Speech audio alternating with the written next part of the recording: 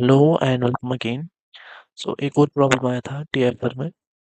जिसमें एक system given था जहाँ पे हमारा एक रॉड गिवन था। So this was our rod whose total length was L.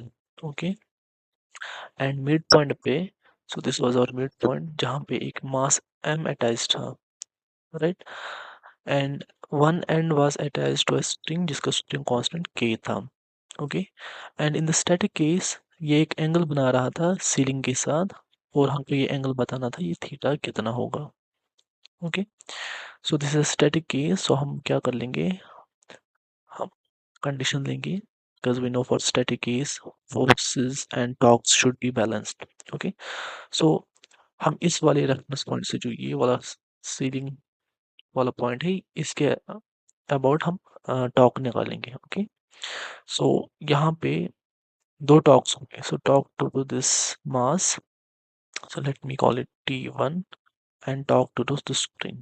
Okay, let me call it tau 2. So at equilibrium torques must balance it. That means tau 1 should be equals to tau, right? So this is the condition for equilibrium in static case. Also forces must also equal to zero. Total force is zero. Okay, so tau 1 equal to tau. Now tau 1 किसके बराबर है? Because there will be force mg downwards. So यहाँ पे force जो होगा that will be mg, right? So tau 1 होगा बराबर mg times L/2, because it's attached at L/2 distance, times sine of theta equals to, now what is tau 2? Tau 2 is the torque due to the string whose constant is k. So हम लिखेंगे that is the distance taken from this to this point, so that will be uh, k, that is the force, will be k times delta x, that is the uh, elongation in the string. Okay, that is our Hooke's law, times length, that is L, times this angle. Okay, so this angle we have to consider, which will be actually um, 90 plus theta, right? So let me show how it will be 90 plus theta. So it is the configuration like this. So we have the spring, and this is the angle theta. So we have to consider this theta, because we know this will be 90 minus theta, then this angle will be 180 minus 90 minus theta, which will be simply 90 plus theta.